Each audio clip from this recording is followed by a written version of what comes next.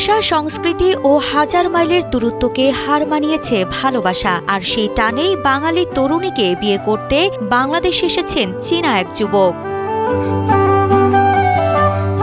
Wang তাওজেন, বাড়ি চীনের হুয়ানান প্রদেশে। বিয়ে করতে এসেছেন বাংলাদেশি মেয়ে সুরমা আক্তারকে। সামাজিক মাধ্যমে এমন খবর ছড়িয়ে পড়ার পর ভিনদেশি এ যুবককে দেখতে উৎসুক জনতার ভিড়। সুরমাদের বাড়ি ব্রাহ্মণবাড়িয়ার নাসিরনগর উপজেলার কুন্ডা গ্রামে। সুরমা এই গ্রামের তাহের মিয়ার মেয়ে। তার বাসা বুঝি না, আর এক নম্বর হচ্ছে বাস্তি একটা কাজ করছে, একটু খারাপই লাগছে। তারপরে উনি আসার পরে ওনার ব্যবহার, চলাচলতি, মোবাইল অ্যাপসের মাধ্যমে আমরা কথা বলছি না, খুবই ভালো। আচ্ছা, দুজন যাবো তো চলতেছে, খুবই ভালো চলতেছে।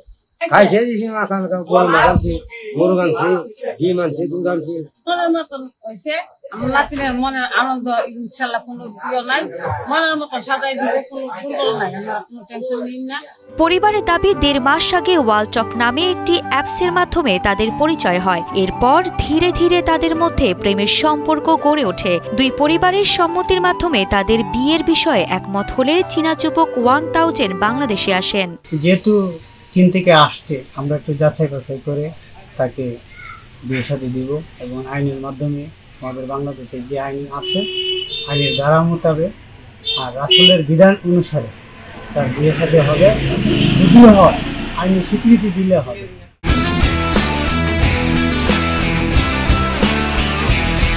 এ ব্যাপারে নাসিরনগর থানা পুলিশ জানান, বিষয়টি জানতে পেরে কুন্ডা গ্রামে যায়। পাসপোর্ট দেখে নিশ্চিত হয়ে সে যুবক চীনের নাগরিক। ওনার বাবার নাম ওয়াং ইচাং চাও। উনি আসছে চীন দেশ থেকে, প্রেমের টানে আসছে। যা শুনলাম, এই যে আমাদের নাসিরনগরের এই বাড়ির তাহের মিয়ার বাড়ির সুরমা আক্তার, তার সঙ্গে প্রায় 1-1.5 মাস আগে একটা অ্যাপসের মাধ্যমে, ওয়ালটক অ্যাপসের মাধ্যমে পরিচয় হয়। পরিচয় হওয়ার পর তাদের মধ্যে প্রেম হয়। কালের কণ্ঠের সঙ্গে কথা হলে সুরমা জানান, বন্ধুত্ব থেকে সম্পর্ক প্রেমে গড়ায়। দুজনেই দু দেশের ভাষা না বোঝায় ট্রান্সলেটরের মাধ্যমে একে অপরের সঙ্গে চ্যাট করার বিষয়েও জানান তিনি। পরিবারের সম্মতিতে বিয়ের সিদ্ধান্তে পৌঁছান তারা। বেশি দিন হয়নি সম্পর্কের, এই রানিং 1.5 মাস হচ্ছে। তো আমাদের রিলেশনের যে 1.5 মাসের চলাকালীন আমি বলেছিলাম যে তুমি কি সত্যি আমাকে বিয়ে করবে বা আমাকে পছন্দ করো, তুমি কি এখানে আসবে? সে বলেছে তোমার জন্য আমি মুসলিমও হব, তোমার জন্য আমি আমার দেশে থেকে তোমাকে নিয়ে যাব, পরে আমরা একসাথে বিয়ে করে আমরা এখানে চলে যাবো আমাদের চায়না দেশে। তারপরে বলেছি তো ঠিক আছে, তুমি যদি আসতে পারো তো আসবে।